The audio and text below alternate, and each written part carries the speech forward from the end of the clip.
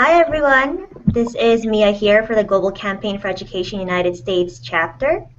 We are here today with wonderful people on our panel to talk about the global education movement and just kind of rally up other change makers also wanting to get involved. So if everyone can just, I guess, introduce themselves with their name, their title, their organization, the kind of work that they do, and of course, why you want to engage youth in this particular movement. Chernor, do you want to start? Of course. Thank you very much, and thanks for having me on this. My name is Chernor.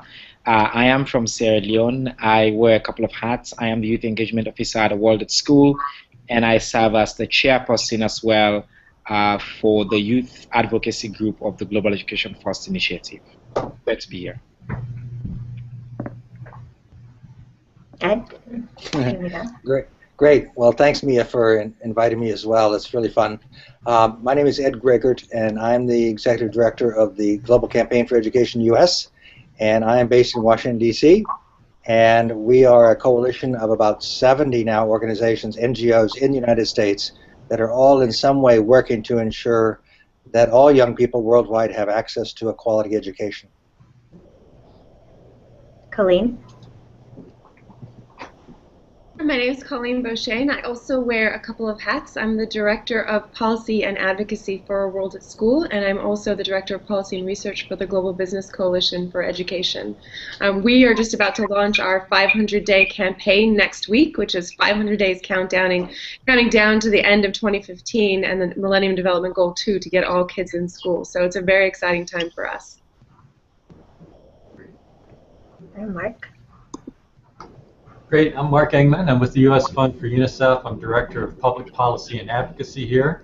The U.S. Fund is based in New York, but we have a small office in Washington, D.C. that handles the U.S. government relations, work with Congress. And our focus at U.S. Fund is on education, advocacy, and fundraising on behalf of UNICEF. So we support UNICEF's work all around the world and in the United States. On the policy and advocacy side, we really work to make sure that UNICEF's perspectives and policies are part and parcel of the work we do with the U.S. government. Thank you. Last person on panel. Hi, Mia. Thanks for inviting.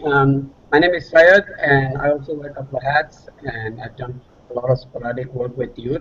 I am the co-founder of organization actually used to be based in Sierra Leone called Arts for Peace, where we used to work with war-affected children and reintegration work. But currently I'm in UN Global Compact, and at the same time I am also involved heavily with the State Department project where I've been working with Syrian youth refugees in Iraq. So that's something I think I would center my conversation around because it's really pressing and very current. Yes, so really do have an amazing guest list today. Thank you again to everyone for making it in such a short notice. So if you guys noticed, we actually call this hangout We the Changemakers with a focus on youth engagement for the post-2015 agenda. And that's because we had a lot of young change makers really just coming over to us and asking us, how do we get involved? Like, how do these people already in the movement, global nonprofits, and other levels of the process, really policy, programming, just advocacy on the ground, how do they get into their line of work, and where do we start, really? How do we get inspired to do the same thing? And so we're going to go through a list of questions that people have emailed over to us, what they wanted to know, and let's start with the question as to, like, how did you guys get into your line of work? What was that aha moment, that experience that really led you to develop that passion for global development and education? You can just popcorn it. I'm happy to start. Primarily because I didn't really have an aha moment per se. So what I would say is kind of in being involved in this GChat, you're doing the one thing that I think you have to do, which is kind of just jump right in. So I think when you're interested, when you're curious, when you feel like there's something you can do, and this is connected to the reason why I think it's so important to engage youth. Chernor and I have had this conversation before. I think in that kind of initial moment when you sort of step in and you try to make a difference, and you see actually that people are listening to you, or you get angry that they aren't. That was a really kind of critical turning point for me. Either making a difference early on with other grassroots activists, or not getting listened to, say by my member of Congress or someone I was trying to make a difference with, and getting irritated by that. I think you just kind of have to jump in. I actually didn't look at this as a career field. This was just, sort of working on social issues. I started in microfinance, actually, which is something that I had to do. Turns out it's also a career field, which is really handy. I got started when I was 17, and so I had an incredible experience of going abroad for a year and living in another culture, attending school as a high school kid, and that clearly opened my eyes to the world. It opened my eyes to new horizons, and I came back to the U.S. pretty committed to making sure that all young people in the United States have that kind of an opportunity. And so I went into that field, and then I realized about a number of years later that face it, most kids in this country, in fact worldwide, are never going to be able to have that physical exchange experience. And so I looked at other ways in which I could engage U.S. students in interaction directly with young people all over the world. And so after pioneering kind of online interaction worldwide, I then realized, I said, well, hold it.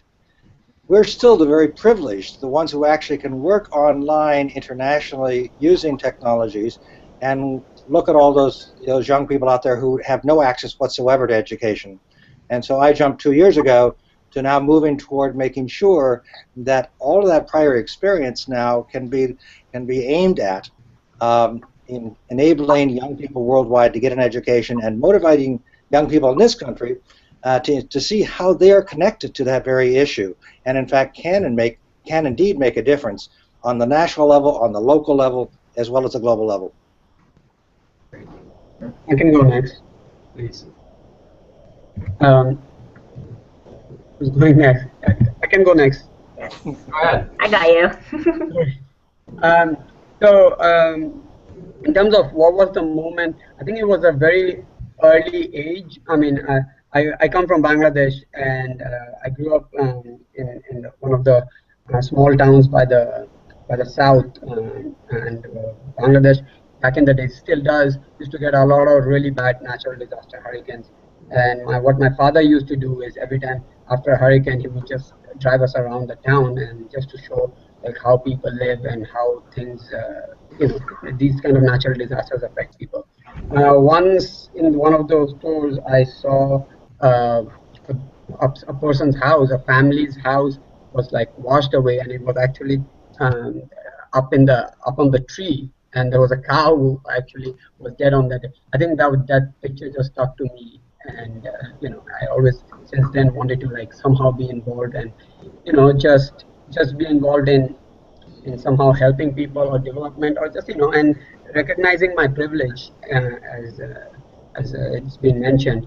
And I think how to do it is actually just to jump in and find whatever opportunities come your way, small, little, big, and you have to really take the leap of faith and really really keep going. Nice. Should I go? Yes. All right. Okay. So again, Mark Engman, U.S. Fund for UNICEF. I guess my life-changing experience was when I joined the Peace Corps as a mid-20s young man, and coming from rural Colorado and then going to Gabon in Central Africa and working as a middle school teacher. I had absolutely no idea what that part of the world was like, or how people lived in the majority of the world. So that to me was a real eye-opener, and got me motivated and passionate about helping people less advantaged than us in other countries, or even in our own country. My path since then, though, was a lot more political than development. I ended up working for a senator for several years. I was a political appointee in the Clinton administration for 6 years. And so my involvement in helping children has always been in the policy and advocacy arena, not so much in the program arena. But that's what I like to do, and try to make a difference as best you can in the places where you feel like you're most qualified. So.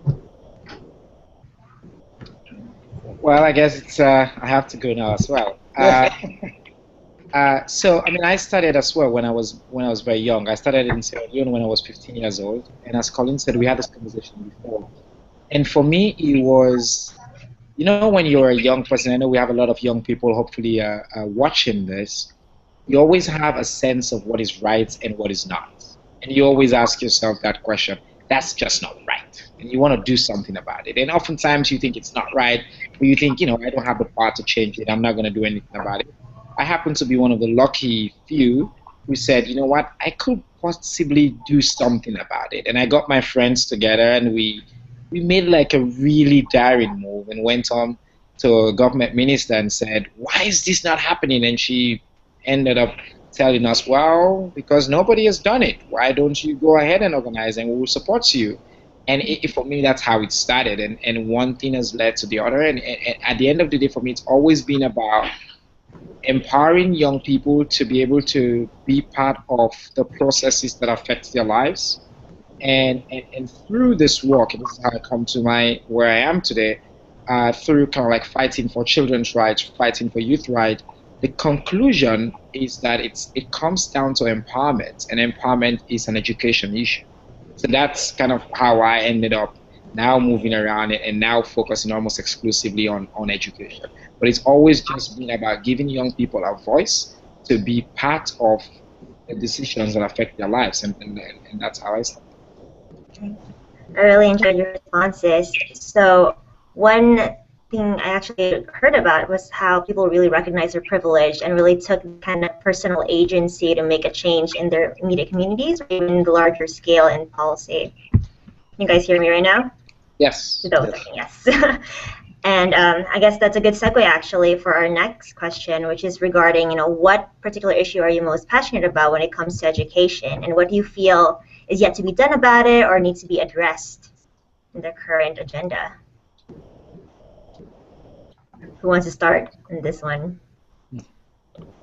Ed? Sure. Well, for me, because of the work that we do here at GCEUS, the most important issue for an education for me is how to, we've heard the word empower quite a bit, how to empower young people in this country to really feel that they are connected to the issue of the barriers that kids face worldwide to get an education, and then to provide specific concrete examples, both the training on how to do it, but also examples of how they can do it at the local level, how they can be involved, whether with organizations, whether as individuals, whether using social media or other various kinds of technology, that they recognize that they are connected to this issue, and that they, in our country in particular, has a role to play in addressing the issue. And sometimes you know, it's so easy to feel disconnected from those issues around the world if, in fact, you don't travel around the world, if you don't have interaction internationally with young people. And so the biggest issue for me is just how to build that awareness and then that sense of ability to actually make change on the local level for someone maybe living in Ames, Iowa, or Bangor, Maine, or someplace that's quite distant geographically from the issue, but very much connected to it. I can go now actually. I think that, I mean, I did a blog post a couple of weeks ago just about what are the major issues right now. If you look at, for us, particularly in education, we did a pretty good job about getting millions of kids into school. But the problem is the most marginalized kids have been left out.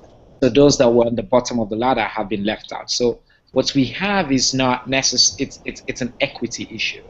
It's like we were able to pick the fruits that were low-hanging, and in that process, we left out the people with disabilities, the girls in rural areas, and that for me is actually what motivates me. That's what moves me the most.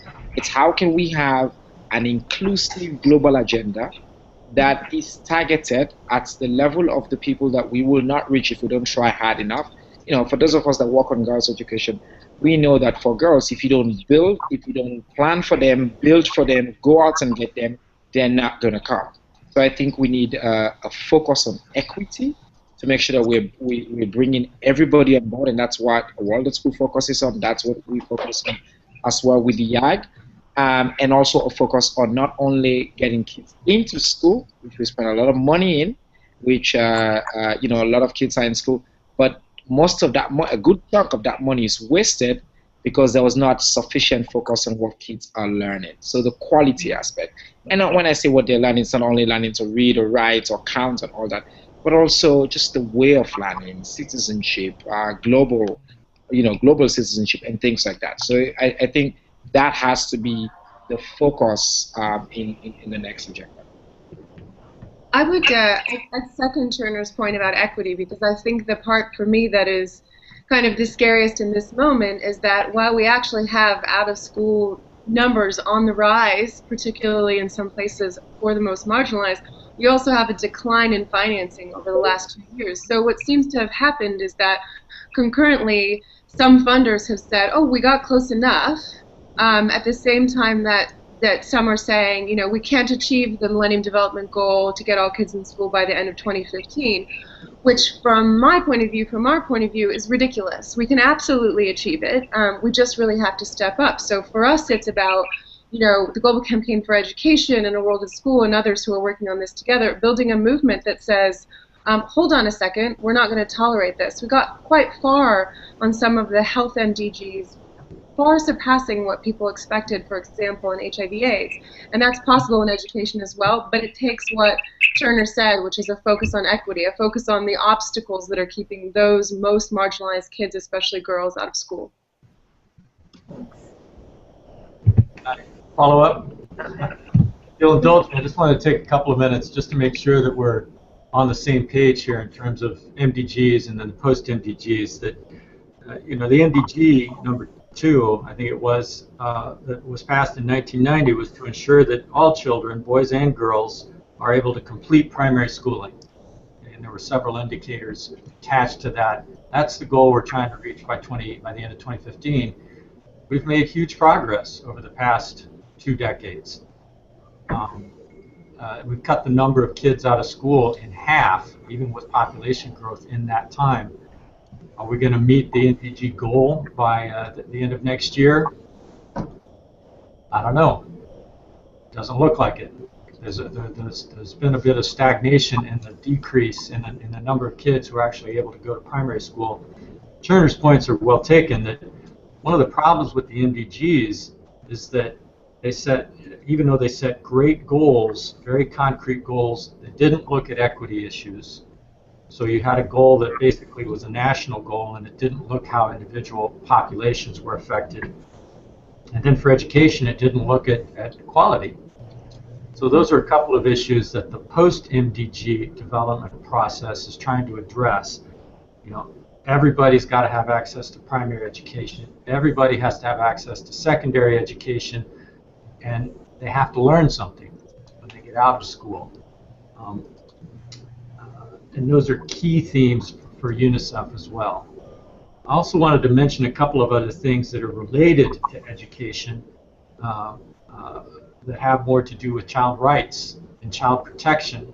So one example is birth registration. Okay? If kids aren't registered at birth, they can't get in school. Okay? And they're much more likely to be married off at young ages as girls, or to get into child labor, or to be trafficked. That's one. Child marriage is another. Okay? If you get married at a young age, 12, 13, 14 years old, chances are you're dropping out of school and you're never going to finish your education. Those need to be addressed in the post-2015 framework. So just throwing out some ideas here. The point, I guess, is that yes, equity, yes, quality, but we got to look at some of the reasons why kids drop out of school as well, and those delve into issues that are not specifically education related, but very important to education. I just wanted to bring attention to something. Hello, Nia? Yes? Yes, okay. All right. So I think a lot of points have been really spot on, and I don't have much to attend, and clearly there are people better versed than me. Female education, it's really, really important. I mean, as I said, I come from Bangladesh, where primary education, there are more females who have been who have gotten primary education and guys, and I think we really take pride in it, and it's really important. But it really has to go beyond that. And what I wanted to bring in is about the conflict and high-risk areas around the world and how education is being deprived in those parts. Most of at least 50% of the people below $1.2 a day live in high-risk and conflict areas around the world. And for example, my research in Iraq with the Syrian refugees, we found that less than 30% of the kids are going to school, and when it comes to female numbers, even less. And there are, of course, reported cases in broader research that in these areas where female education is primarily deprived, and there are a lot of sham marriages and issues of that concern. I think a lot of the matter of equity and seeing what areas and what populations are being deprived has to be really looked into, and I do think people in humanitarian areas have to be taken into special consideration. Thanks. So I've been taking notes on just really key takeaways from what you were all mentioning, and it's really all about empowerment, equity, the quality of the education is being provided to these kids who are actually able to even access or go to school. And the next thing is just really tackling the sources of these particular circumstances or obstacles that's keeping them from going to school or staying in school. All right. I actually had a question lined up that I was going to ask about your most memorable experience, but since we're very much into the issues now, I think I'm just going to skip that one and get back to it later and cover just really what do you think youth can do to get involved or be more engaged in the type of work that you just mentioned. So let me just start real quick, because I had a couple of notes here and I'll forget them. All good. The first thing is I think you just have to be informed, all right? And so, what were the MDGs? Make sure you know those. What are they looking at for the new Sustainable Development Goals? There's a website called, just all one word, sustainabledevelopment.un.org. You can read the report that just went, that's going to go to the UN General Assembly with all of the new indicators and proposals. Just so you know what's in there. You got to be informed. There was a whole process over the past couple of years to try to get comments on what kind of world do we want after 2015? What kind of world do we want in 2030? And youth had a role in that. Okay, all that's done now, and the process really has moved on to the UN General Assembly and national governments weighing in on the final product that will be released next year. That's where the action is in terms of advocacy and involvement. How do you connect with the U.S. government officials who are going to be making decisions about what's in that Sustainable Development Plan? And I think that's what we may need to talk about a little bit is how do you as youth weigh in on specific topics, whether it's child marriage or child health or equity, quality, whatever, with the proper officials to make sure your voice is heard. Before forgetting, I wanted to jump in a little, I think, along the same lines. So I've been pretty heavily involved with MDGs, and I used to organize the Youth Assembly at the UN, which was surrounded by MDGs and getting youth involved. What MDGs didn't do is didn't have a youth clause, or essentially didn't put youth in all the clauses explicitly. I think in SDGs they are trying to do that in Sustainable Development Goals, and I've been closely acquainted with major group youth and children, the civil society side of it, and I think that's the big agenda, and having the youth voice. And so that's one thing we have to determine and keep pressing, that that those youth clauses get involved. Either have an exclusive youth clause or have youth element in all the clauses. And B, another one thing I wanted to say is get involved in advocacy. I mean, if you are around the UN system, it doesn't matter if you're in New York or not. Most civil society organizations, many governments, they have a youth branch. So we reach out to them. Most CSOs, they have a youth delegate to the UN. Try to be one of them. Show up in major group of children and youth. They have their website. You can go there. We just the major group just published their report to the General Assembly, so we can go and access that. So I think all these are good resources and at least something to get started. If you are in school or university, get involved with the local school chapters of say UNICEF or any other development organization.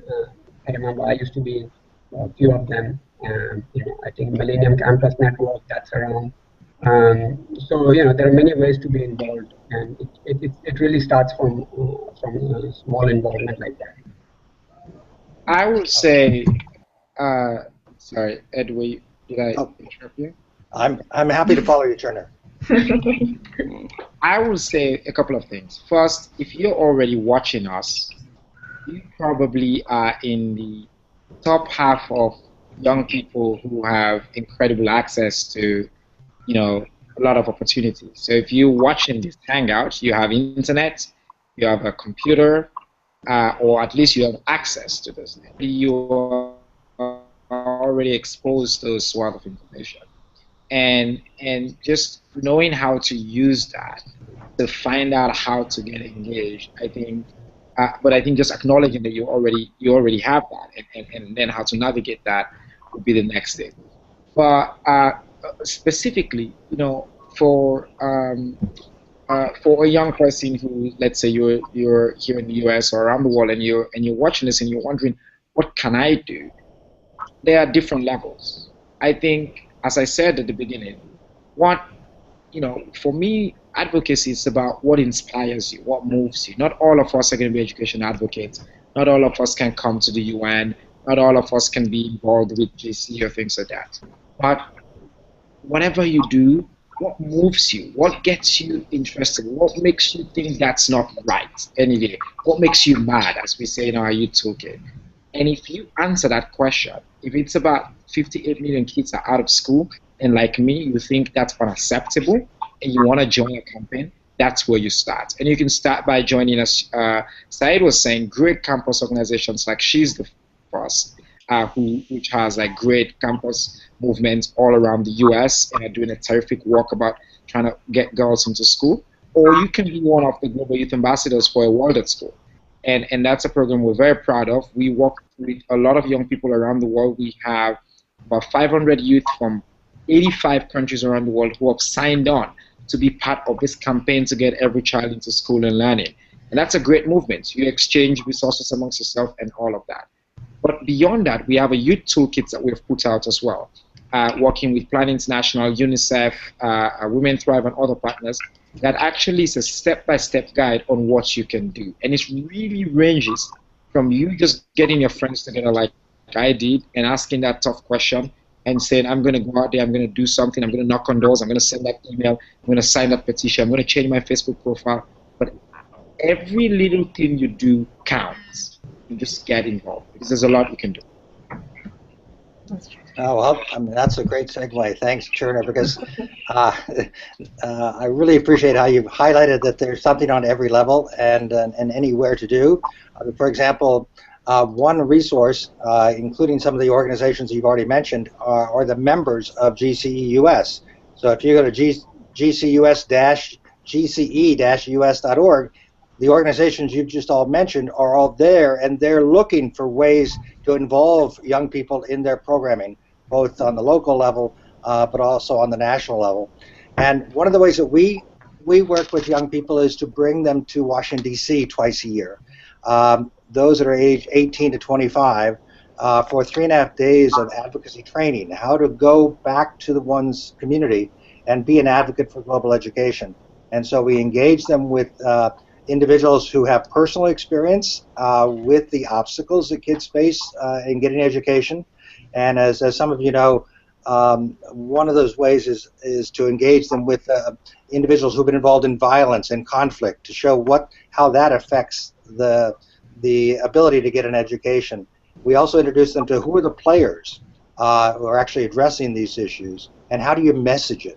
and then they actually go up on the Hill and meet with staff of their members of Congress, and develop a plan for the next 6 months on how to go back to their communities and be an advocate, be an activist in this area. And we're working with high schools, we're working with teachers. So if you're a high school student, we have materials for your teacher to introduce this idea, this whole issue, into the classroom as a global studies issue. And because some of our members have produced materials like Girl Rising and Building Hope, some of these videos, we can make them available also to you as young people on the local level to arrange for screenings and events and discussion about this issue. So there's just so many opportunities that young people have today on the local level. And I think this whole group of 4 or 5 people have just, I have a wealth of information about how that can happen. Mark, do you want to say quick? Was there any other programs or any other, I guess, groups that high school or college students can actually go to in terms of resources to start being advocates? Or do I'll just cover them? I think there's one more that I would mention where I kind of got my start, which is Results, which is results.org. And here's why I think that a couple of things that people have mentioned. I think all politics is local. I think you need to do what Mark said, which is really inform yourself. I think you need to do what Chernor said, which is figure out what makes you mad and start working to fix that. And I think you need to look in the first instance really close to home and think about who's here who's already working on this, who's here who should be working on this, and what are the people who work for me, my members of Congress, my local governors, my school board, what are those people doing or saying about these things, and how can I change their minds or support them? And I feel like groups like Results, the training that GCE does, our global youth ambassadors, these are places where you go and you get that toolkit kind of explained to you. How do you talk to decision makers? How do you make change? How do you make a plan in your local community? It's how you put those ingredients together. And there are a lot of groups who are ready to support youth to do this. So I even think, finding a group that their work, their website, their messages inspire you, and going to them and saying, like, I want to work with you. So, tell me how to make that happen is actually very good advice. So all our panelists, please get ready for any any requests to work with you. And also collaborate. Chernor's inbox, I think, is going up right now. Yeah, I just wanted to say something real quick, just more addition. One thing I learned while organizing the youth assembly, I think young people should really realize that they're really not the. I think the society makes us think that youth are the leaders of tomorrow, and so you have to be preparing them for tomorrow. I think it's essential that youth realize, and people who are listening realize, that youth are the leaders of today. They are not the leaders of tomorrow, and that's really empowering. I would definitely say, hence, take lead in whatever you do. For example, you can attend the youth assembly at the UN. There are many other youth events going on at the UN and beyond. Get involved. I know in Bangladesh there's a huge youth movement, and there's an organization called Bangladesh Youth Leadership Center. They're very involved, and I'm sure every other country has very similar. International Youth Council is there. Some of my friends are based there. You can start a local chapter or get involved in some of them. So I think just picking on these things and navigating through them is very important. If you know many youth leaders, like a UN Youth Envoy or any other people, follow them. Follow them on Twitter. Follow what they're blogging. If you can make it to the Google Hangout, I think you can do that much too. Very true, and really this particular dialogue that we're having now, it's really not just enclosed to this space or this community of leaders. You can have it in your own organizations, in your own communities. Just really solidify your knowledge in terms of what the MDGs are trying to do now and what still needs to be done, and really also get to know all these organizations that's presenting today and just find out what work they're already doing to further their particular causes.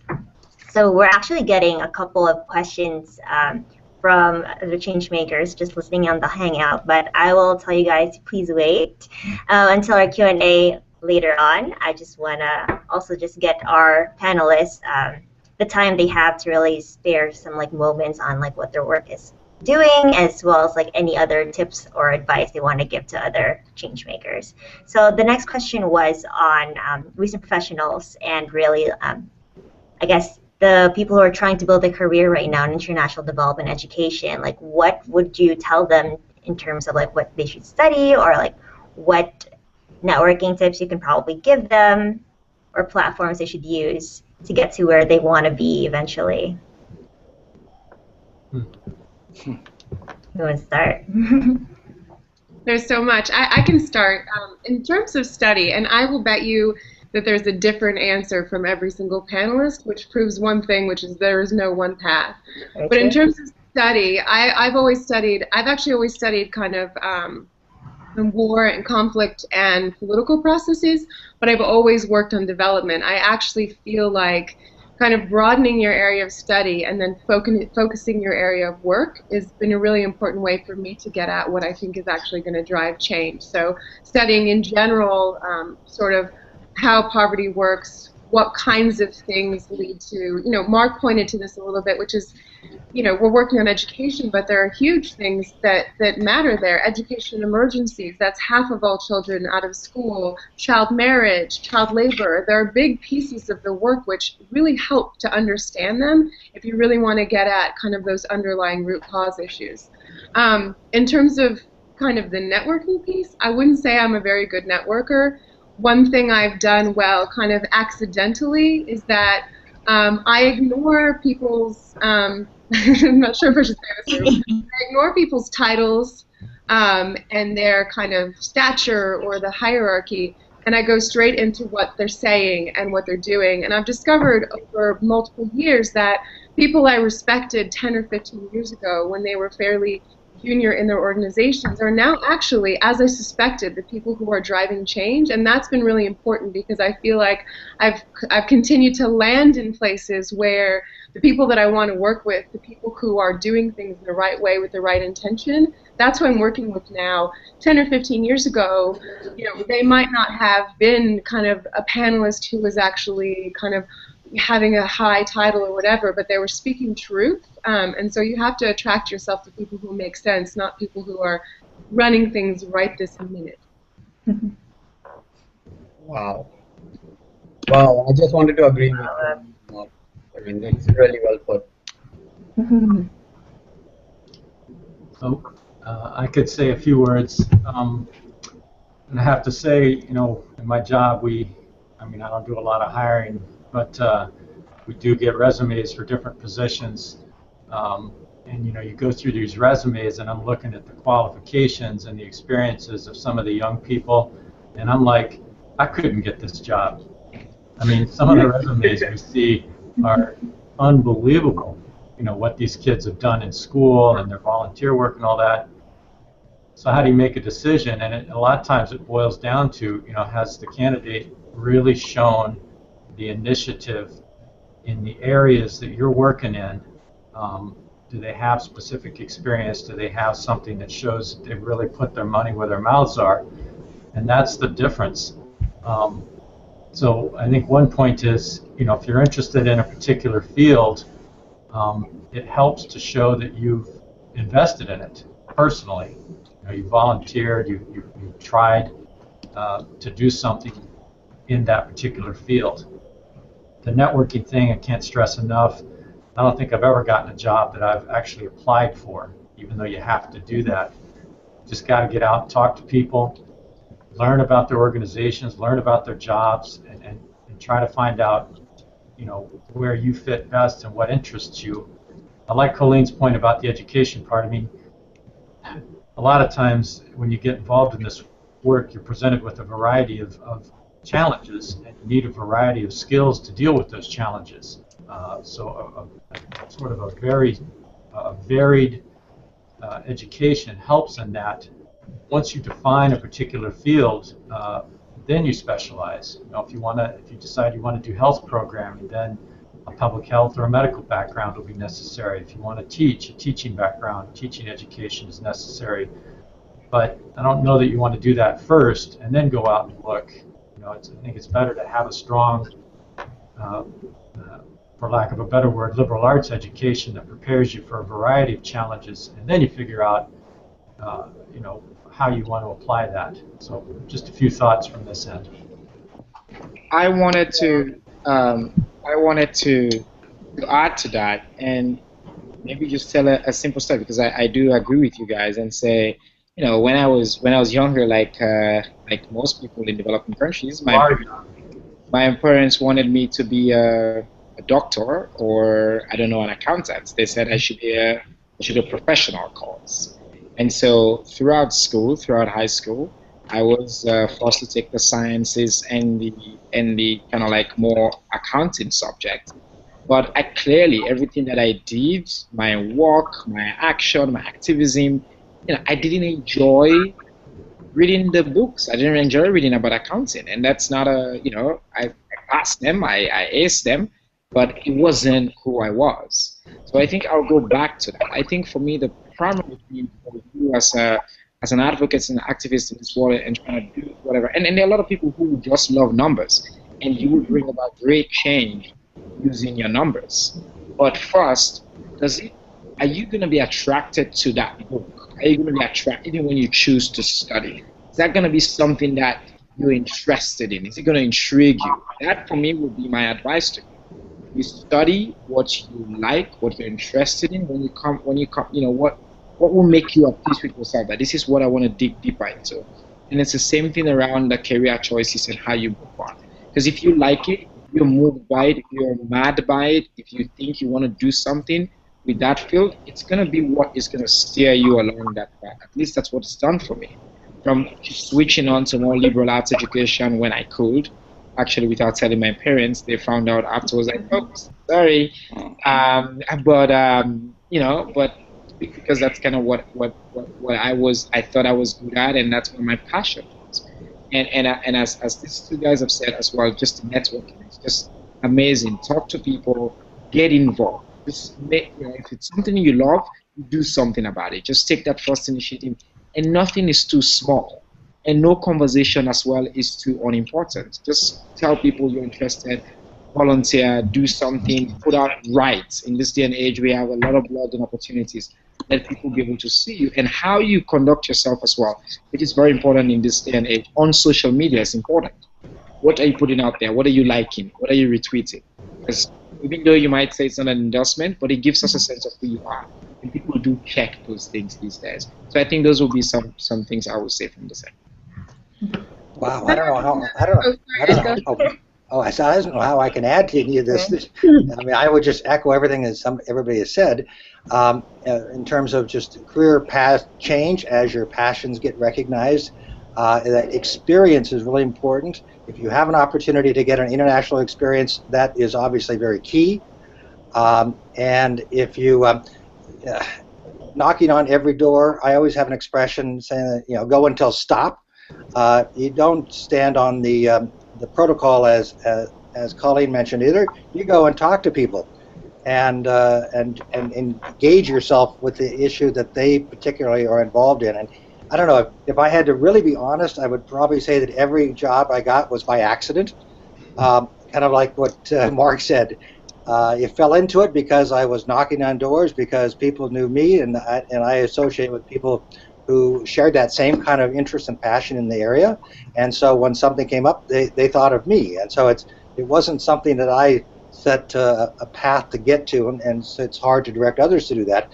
It kind of is by accident, at being at the right place at the right time, and being just knowing as many people as you can in that particular field. I have two practical tips, actually, now that I've been thinking about it. One is work on your writing. Work on your public speaking. So I think that this won't appeal to everyone. Not everyone's going to like this tip, but this work, making change, is about persuasion a lot of the times. It's about getting together with other people and applying pressure, and then being able to be persuasive. And I have a colleague who said that someone once told him that if he didn't work on his writing, he wasn't going to be successful in this field. And so he worked on it. Now he's a very good writer. And so I think that, like, actually being honest with yourself about your writing, taking constructive criticism, practicing is hugely important for all kinds of different aspects of writing and speaking that you have to do in this kind of work, either kind of in your community or as a job. And then I would say to my mostly all-male panel, except for the moderator, just specifically to women, don't rule yourself out. I see this a lot in this work, and I think it's prevalent in a lot of other organizations. When you are looking at a job description and it says needs 3 to 5 years experience and you have 2.5, but you know it's the perfect job, rule yourself in. When you feel really passionate about the mission of the organization or the role of the job, rule yourself in and put yourself forward. I think I have a lot of colleagues, female colleagues, who rule themselves out a lot, and we need kind of equal representation of men and women in this field. And this is a field that actually has a lot of women and would welcome kind of a diversity of ideas and races and genders, etc. So women, rule yourself in, like put yourself forward, even if you don't fit the job description exactly. It doesn't matter. I think Kolleen is so right about that. I mean, even we're talking about MDGs and the UN system. I mean, UN in the past had a reputation of not having, I mean, still does, not having a lot of women. And then I remember they passed a resolution saying that, you know, women, at least 50% of the workforce has to be women. And then they ended up like hiring women, but all in administrative positions.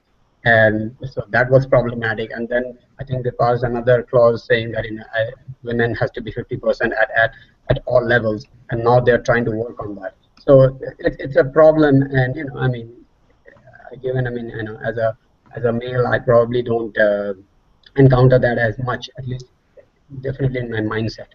In terms of education, I definitely wanted to share something what Mr. Ian Bremer would say. Like join two forces, like find two important and interested things that you are good at and try to combine them. So if you might be a data scientist and you are interested in policy development, try to mingle that. You know, you might be good in you know, IR analysis and you're an artist.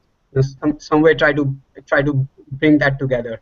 And you know, a lot of this cross-ventilated talents are really important in this field, and it really shows up. You know, you might be interested in politics, but at the same time you are into medicine. So become a doctor, and you know, we need technical people. You know, there is a lot of need for that. You know, I mean, I don't think, you know, if you go to humanitarian areas and, you know, need for technical people, doctors, engineers, statisticians, good researcher, good writers, you know, these are all really important issues. And you know, so if you have a technical talent, go ahead, do that, you know, and keep your development or policy interests alive. You know, that's also not the toughest thing to do. So I think that's a good way to proceed from the career side of it.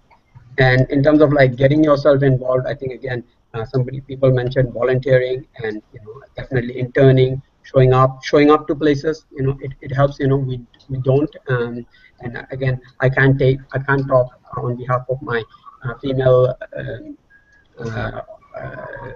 opposite sex, but you know, I think that might be something that's important too.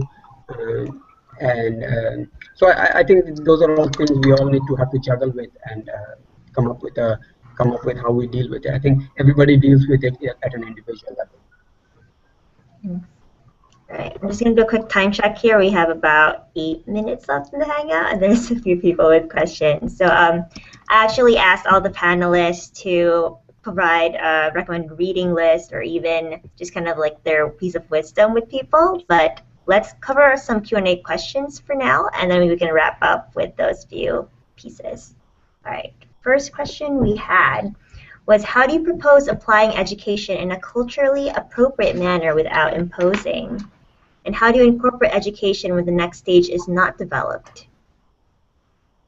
Can I go on that? Yes.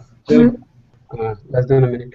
So I've done a little bit of that, taught in China and other places. But I think the most important thing is humility, and you know, always remember that we have 2 ears, 1 mouth. So listen more and speak less in the beginning, at least. And so if you are going to a different culture, listen, learn the ways, you will always find that you have more to learn than teach. And that's, I think having instilled that mentality in you is so important, and rest will flow automatically. I'm sure if you're going to teach somebody, for example, English or math, you probably have that skill. But in terms of like getting ingrained, you really have to go through it the hard way. Ditto. I know. Just want to make, am I muted? No, we can hear you. Good. All right, my thing's still on. Yeah, I mean, I agree completely. It's hard to impose. When I was in the Peace Corps, this was a long time ago. I'm teaching in Central Africa, and the curriculum was completely French. French textbooks, French tests, French everything, and a lot of it was just completely irrelevant for the students, and so they didn't learn, and that was a real problem. So. The way UNICEF and most of the organizations work is you work with the national governments, you work with the local governments, you try to make sure that your educational systems fit with the cultures. So for example, in some of these countries you don't teach in the national language, in Gabon French.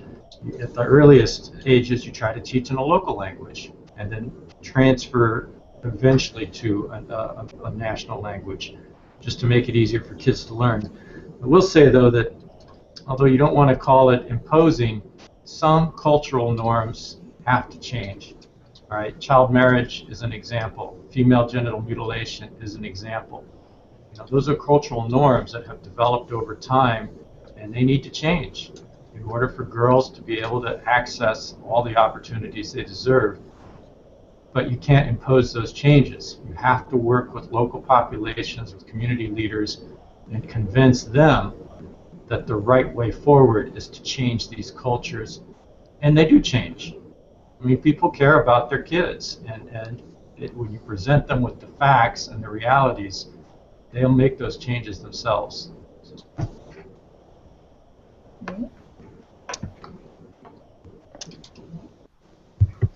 Does anybody else want to add on? Or should I move on to the next question? Next question? All right. How can we make education a priority in conflict areas, especially the ones that have a difficult law and government structure in place? I can try with that, actually. Mm-hmm.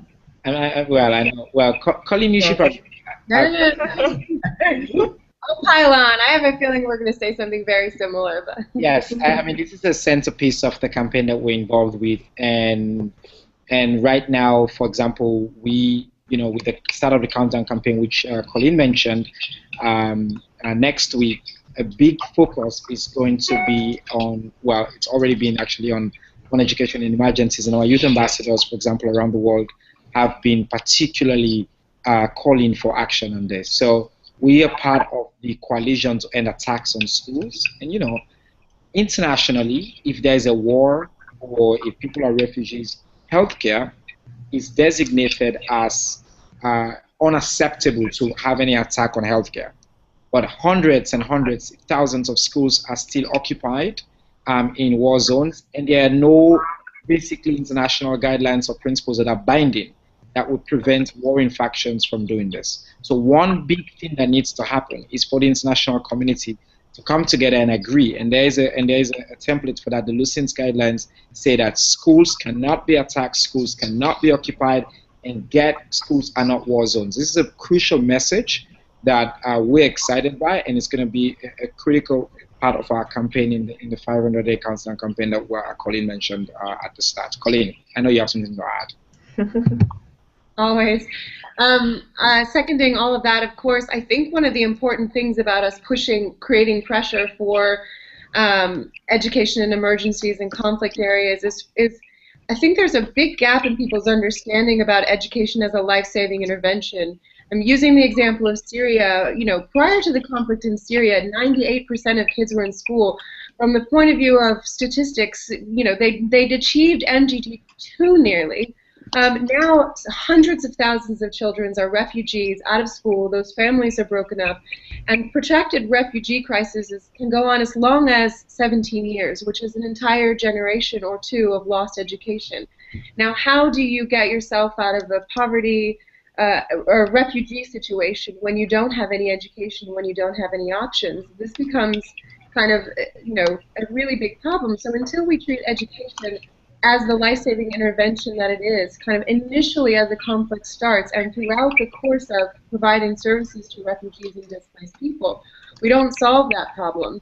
There's a new study from Save the Children that shows that child marriages in Jordan among Syrian refugees are going up. Well, child marriage, even though it kind of maybe beneath the surface is a cultural norm, when families have other options, when they really believe that there's some other way to feed the rest of their children, rather than sort of marry off one of their daughters, they'll sometimes take those other options. What gives them those other options? Education gives them another option. So as we push for these guidelines, as we push for resources for children in Syria, as we push for safe schools in Nigeria, I think all of us, particularly people listening to this call, we could do a much better job of helping to explain that education does save lives. It's not a pill, it's not a vaccine, it's not food, and it's not shelter, but it is the thing that once those initial services are delivered, it's the thing that determines whether a family can have hope or whether they're going to be stuck permanently.